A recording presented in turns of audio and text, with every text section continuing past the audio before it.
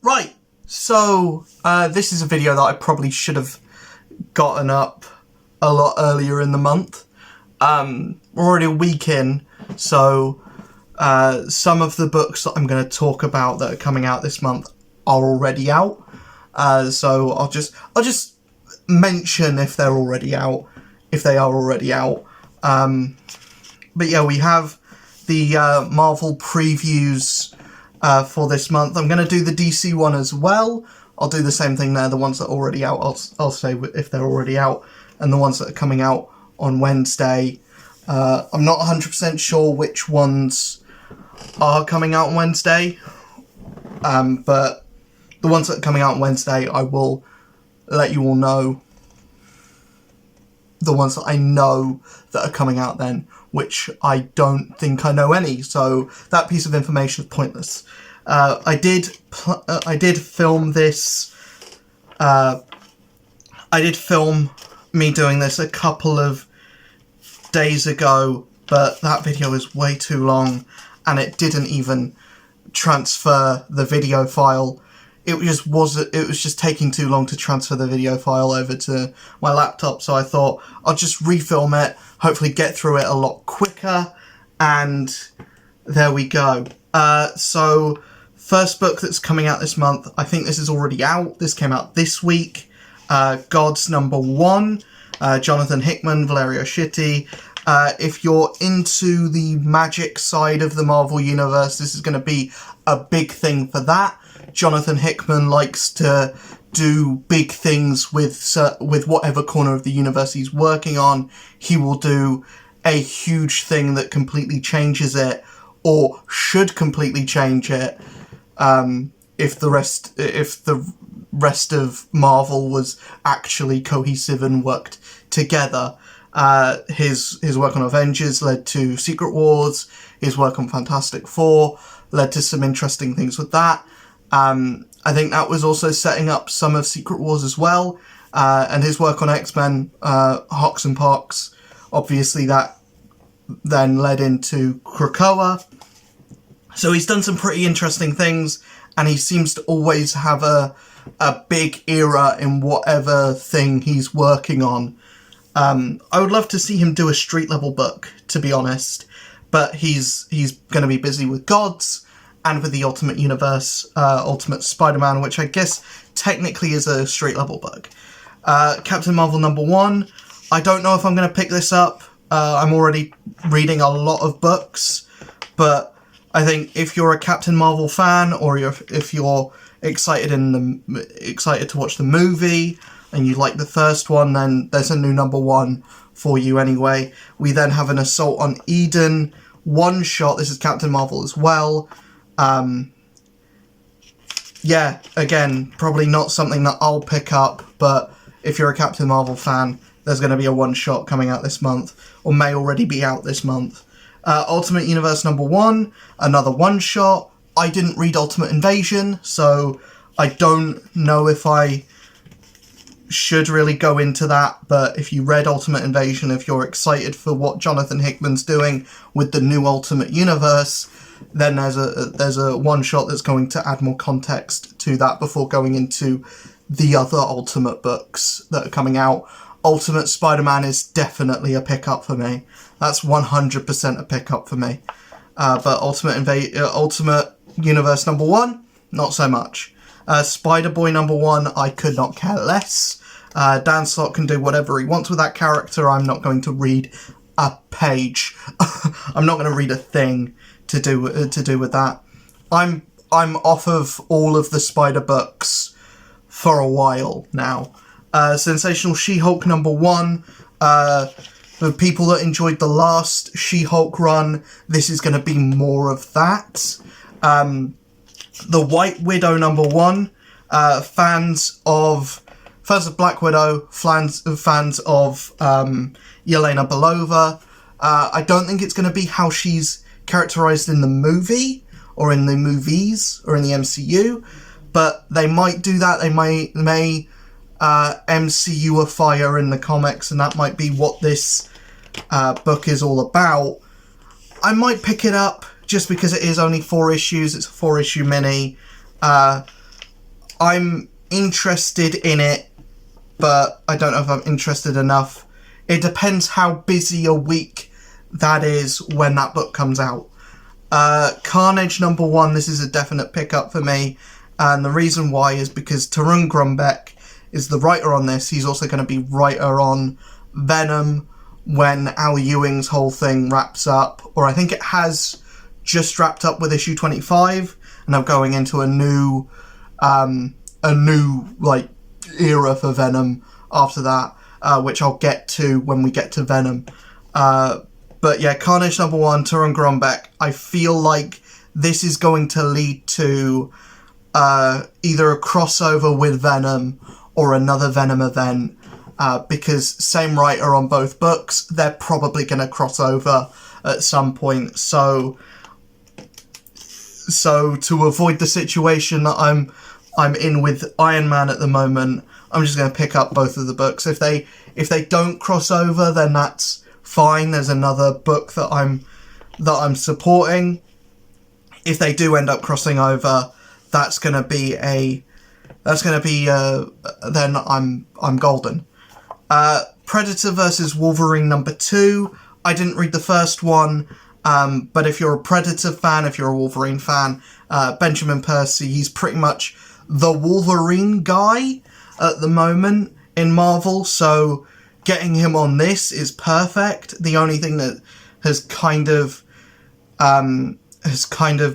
like gotten me a bit, I don't know about this book, is Greg Land's on it.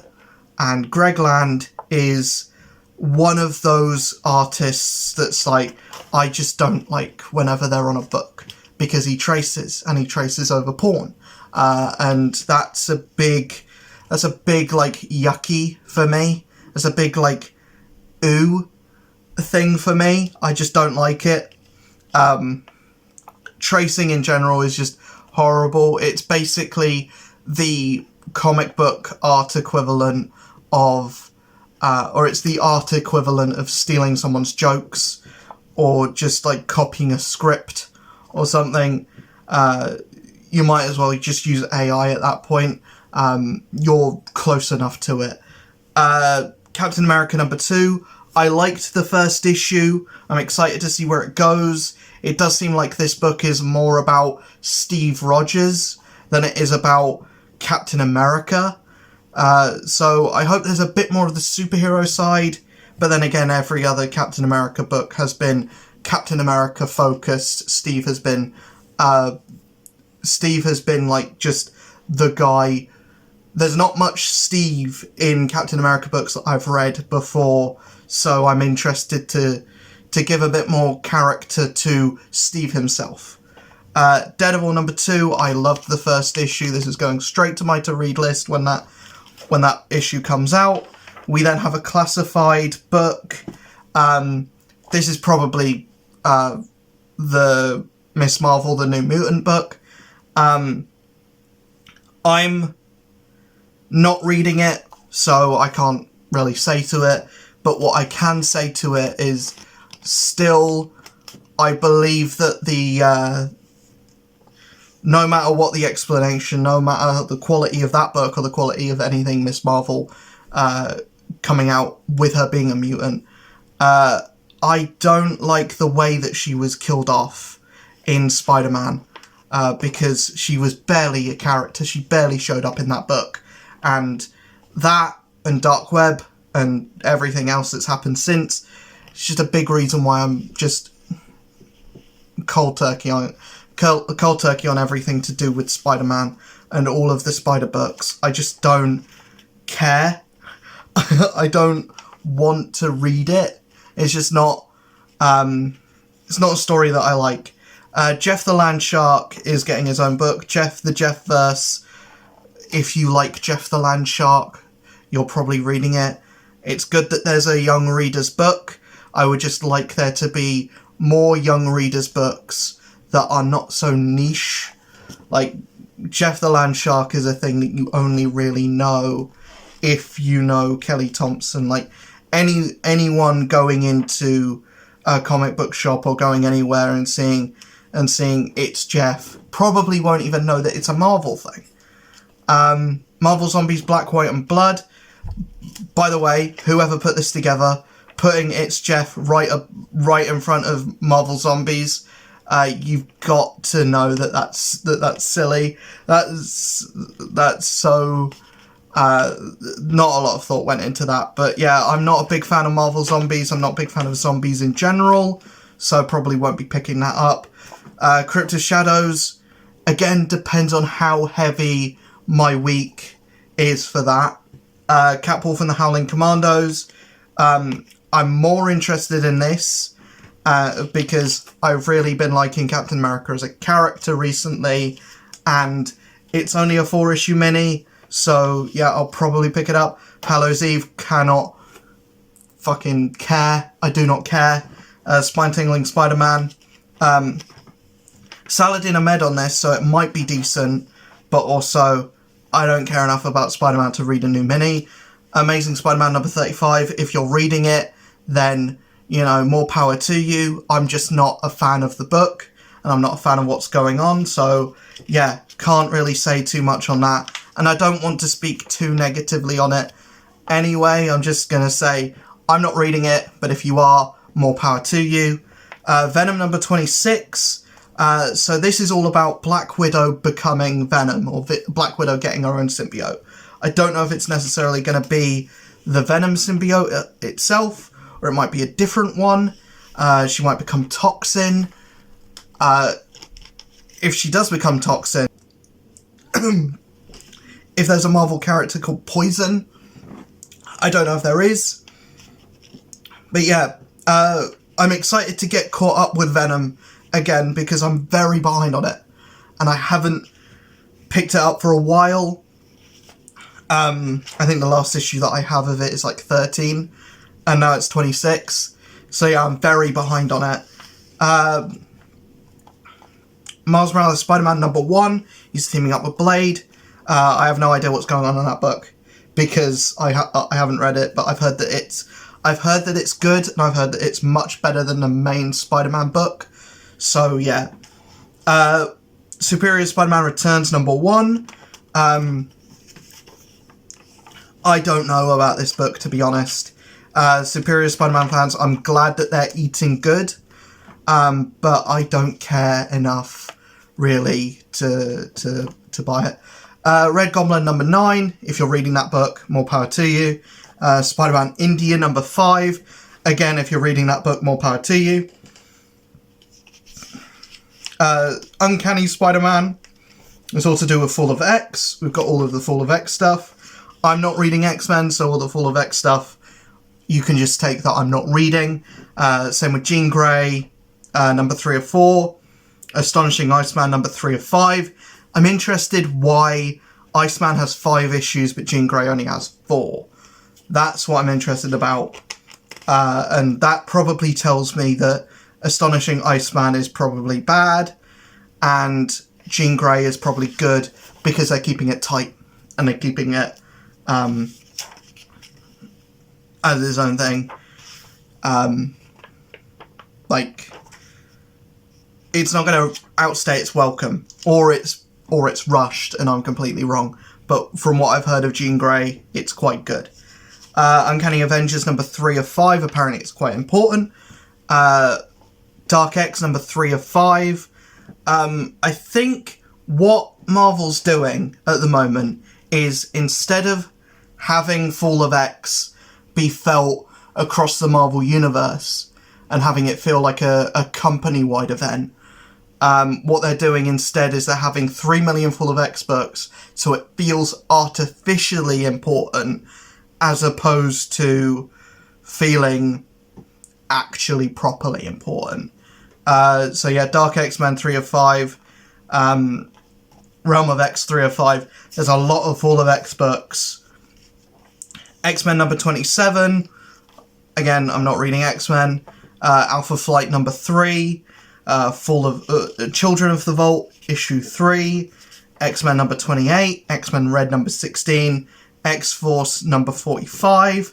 And we've got Invincible Iron Man number 11, which I feel like a massive idiot on, because I'm reading this and I'm not reading any X-Men stuff.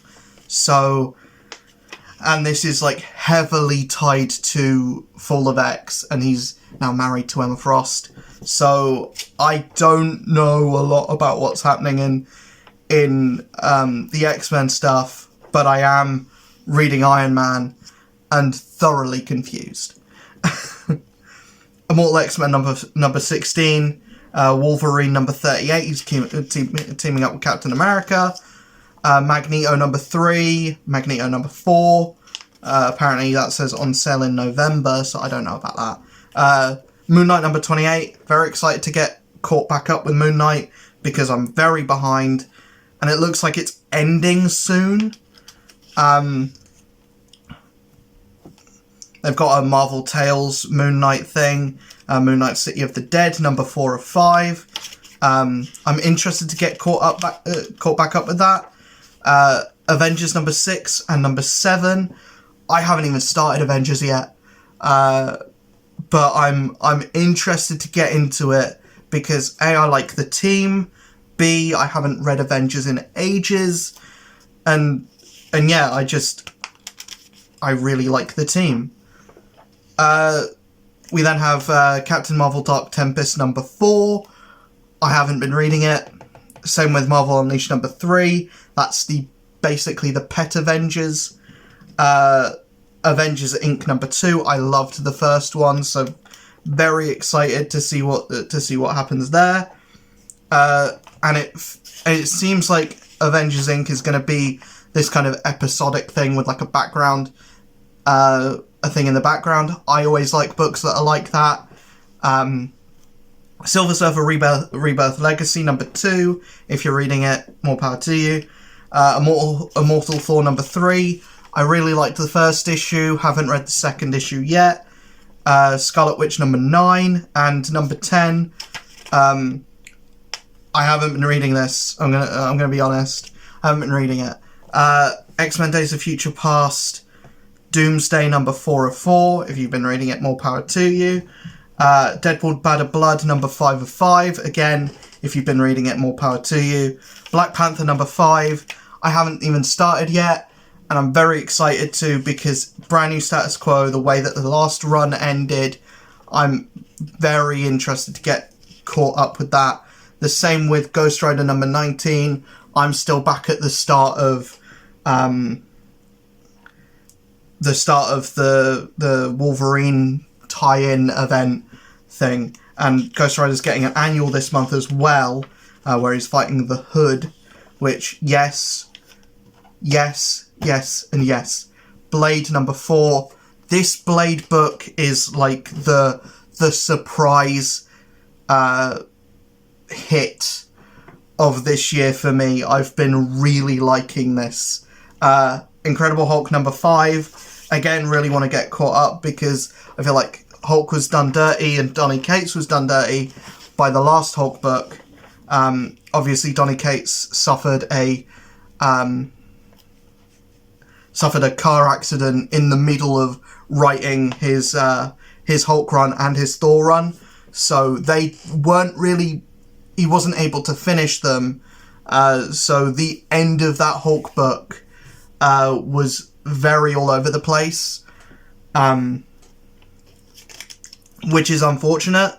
But I'm excited to get into the new run because it's Philip Kennedy Johnson, who I've heard very good things about, and Nick Klein on art, who I feel is very hit or miss, but they're going back to kind of the Immortal Hulk stuff, which I think is a lot better than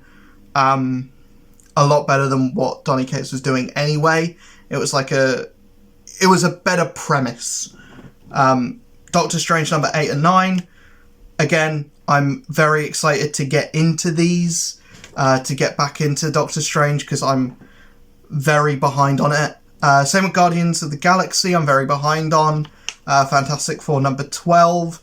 Very behind on Fantastic Four. Strange Academy Amazing Spider-Man issue 1. I think that's going to be another one of these. I think this is already out, but it's another one of these. We're going to have a mini-series, but it's going to be Strange Academy Moon Knight, Strange Academy Captain America, Strange Academy, Spider-Man, because apparently Strange Academy cannot support its own book, and apparently it's not popular enough to support its own book. Alien Annual number 1, Star Wars Dark Droids issue 3. I haven't read Star Wars since the first Marvel Star Wars book.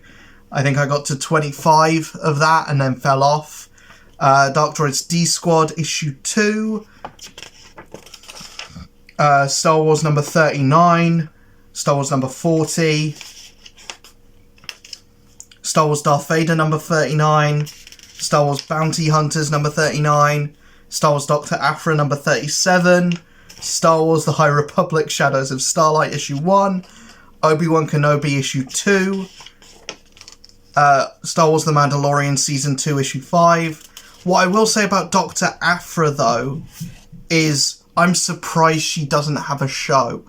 Of all of the characters that have been given shows, been given movies, video games, this, that and the other, I'm surprised that both Dr. Aphra and Cal Kestis from the Star Wars Jedi games haven't been given something on Disney Plus, or haven't been given a show or something.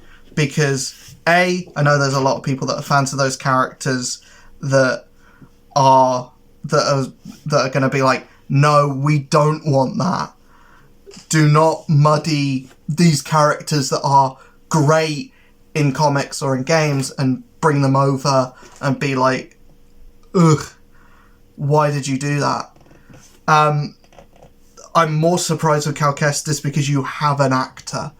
You have someone who does a lot of TV work that I think still hasn't had their big break yet in Cameron Monaghan.